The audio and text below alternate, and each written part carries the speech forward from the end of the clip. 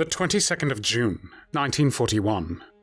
With 134 divisions at full fighting strength, and 73 more divisions for deployment behind the front, Nazi Germany, under the codename Operation Barbarossa, invades the Soviet Union, its ally in the war against Poland. Hitler considers the invasion as part of his plan to provide the German nation with Lebensraum, meaning living space, and an opportunity to destroy communism, which he loathes. The Soviet Union sees catastrophic military losses in the first 6 weeks after the German attack, but fails to collapse as anticipated by the Nazi leadership and German military commanders, which knocks the Germans off their timetable of winning the war by autumn 1941. After months of campaigning, the German army is exhausted. Having expected a rapid Soviet collapse, German planners have failed to equip their troops for winter warfare.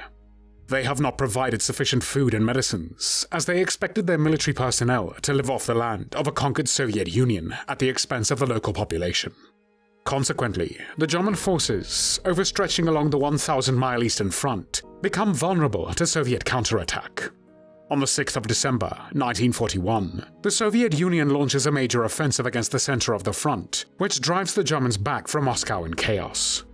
Much has been written about the German attack on the Soviet Union in 1941, but not all of it is true.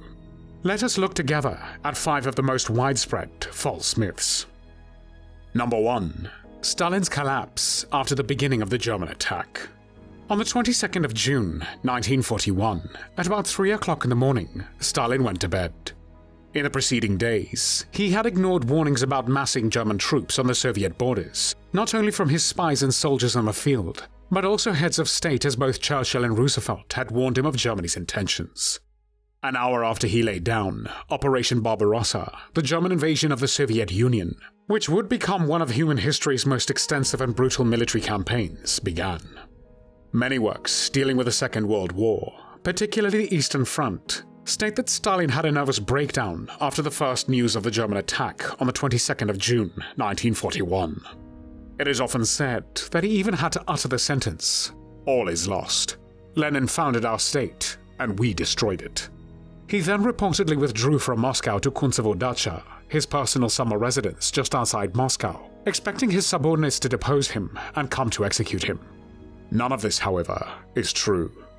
Historian Stephen Mayne of the University of Edinburgh did detailed research on Stalin's meetings and work calendar from the first week after the German attack, and produced an exciting fact.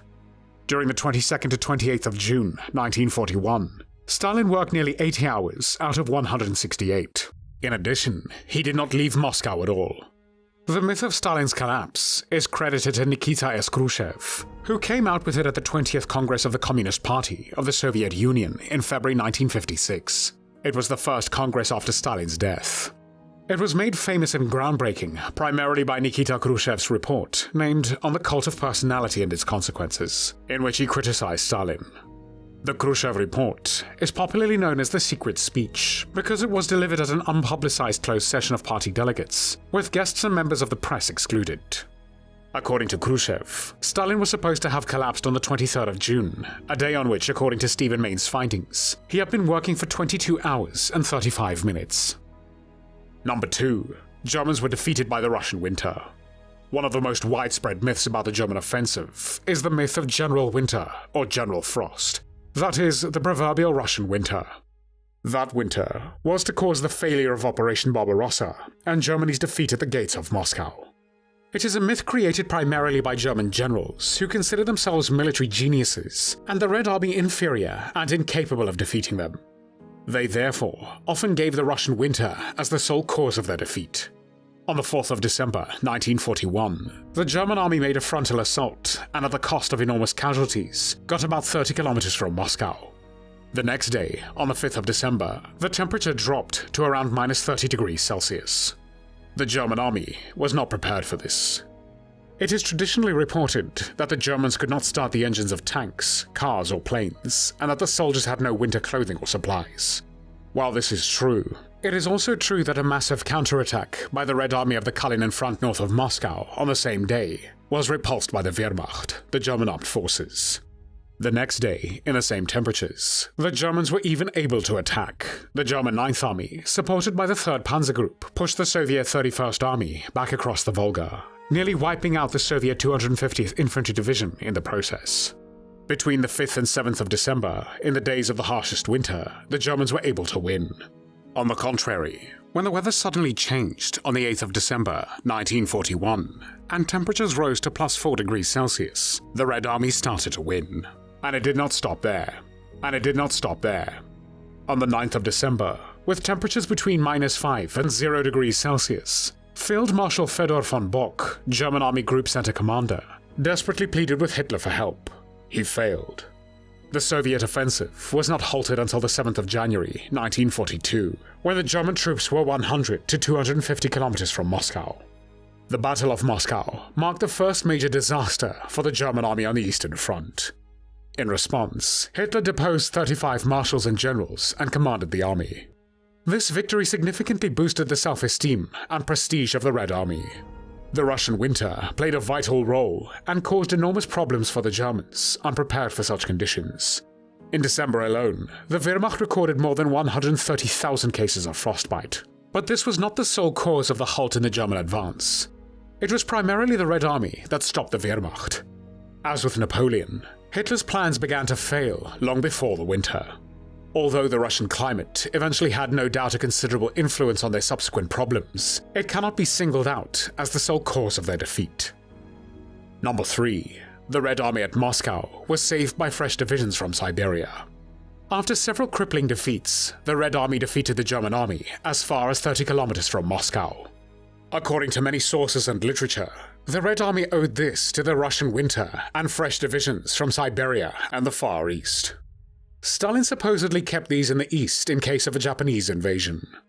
When a Soviet spy in Tokyo, the well-known Richard Zerge, assured him that Japan would not attack, Stalin was to withdraw many divisions from the east to Moscow. In fact, in the entire period between August and December 1941, only 14 divisions in total were moved from east to west. Of these 14, there were 2 minor cavalry divisions, 2 tank divisions, 1 mechanized division, and 9 rifle divisions. However, all were transferred to the west before December 1941, when the Soviet counteroffensive began. Moreover, of all these divisions, only the 32nd, 93rd, 78th, and 238th Rifle Divisions were involved in the actual defense of Moscow, while others performed combat tasks on other parts of the front. Although the Siberian divisions contributed to the halt of the German offensive at Moscow, they were indeed not the determining factor or the most significant force that would have caused the turning point. At Moscow, the Germans were fought primarily by newly formed divisions from freshly conscripted conscripts. The contribution of the Siberian divisions were almost invisible by comparison. Number 4. The Red Army had significantly more men. Nazi propaganda often worked with the image of Bolshevik hordes rolling in from the east, against which Europe was protected by the courageous fighters of the Wehrmacht. In these images, they were always overwhelming in numbers and outnumbered, which the brave German knights resisted. As is the way with Nazi propaganda, this was not true. At the very beginning of Operation Barbarossa, the German army and its allies had about 3.8 million men. About 3.4 million Wehrmacht, 14 Romanian army divisions, 14 Finnish divisions, over 60,000 Italians, the Royal Hungarian army of 40,000 men, and the Slovak state contributed its bit. That was opposed in the initial phase by approximately 2.6 to 2.9 million men of the Red Army. Of course, all figures are just estimates. Historians have been trying unsuccessfully to find the exact numbers of soldiers on both sides for decades, but this is likely not possible.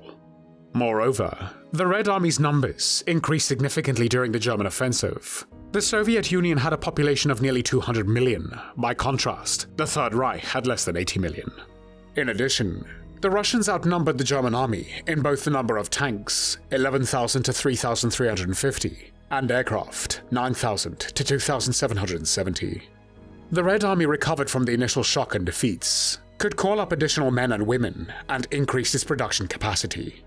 However, during the whole time of Operation Barbarossa, which lasted a little over 5 months, from June until December 1941, the Germans had an advantage in the number of men. Number 5. The omnipresent Luftwaffe. In many Red Army commanders' reports from Operation Barbarossa, one thing is repeated: the omnipresent German Air Force, the Luftwaffe, which made any operations impossible, eliminated defensive lines, or cut off supply routes. In this, the reports of the Soviet commanders resemble British and French counterparts in May and June 1940. The myth spread that by day and in pleasant weather, the Red Army had virtually no chance of any operations. The Luftwaffe was supposed to control the skies and destroy everything on the ground. But a look at the real strength of the Luftwaffe in the summer of 1941 tells a different story. During the West Offensive in the summer of 1940, out of 3,385 aircraft, the Germans had 1,530 bombers and aircraft capable of attacking ground targets. However, in the summer of 1941, in the attack on the Soviet Union, they had only 1,427, out of a total of 2,770. The numbers are even more interesting if we convert this to the square kilometers the Luftwaffe had to cover. In the summer of 1940, 1,530 aircraft operated over an area of about 69,000 square kilometers. One aircraft had to cover 45 square kilometers. In the summer of 1941, they fought over a vast area of more than 700,000 square kilometers. One aircraft thus had to cover almost 500 square kilometers, over 11 times more. The Luftwaffe operated 1,450 kilometers from the Baltic to the Black Sea and flew up to 140 kilometers east. The individual German squadrons thus essentially lost the ability to help each other. Moreover, airfields and equipment had to be moved rapidly eastwards in the early months, which was logistically extremely difficult, reducing the number of hours flown. In the Battle of Britain, between the 10th of July and the 31st of October 1940, the Luftwaffe lost 961 aircraft, which it could not replenish before the attack on the Soviet Union. The swarms of Stuka dive bombers are thus the stuff of legend. Operation Barbarossa was the largest German military operation of World War II.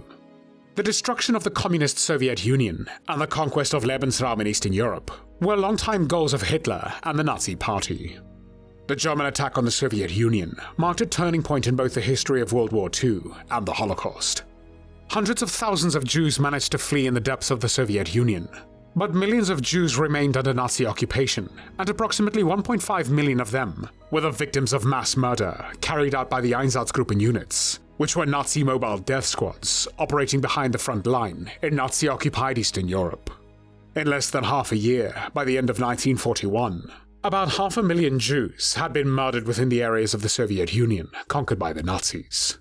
Towards the end of 1941, the Germans realized that they would not defeat the Soviet Union in lightning war as they had originally planned.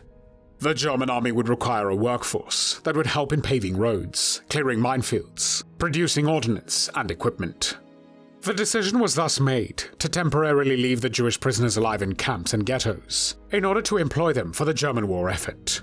The extermination was renewed in its full intensity in the spring of 1942. By winter of 1943, most of the Jews of Belarusia and almost half of the 2.5 million Jews of Ukraine had already been murdered.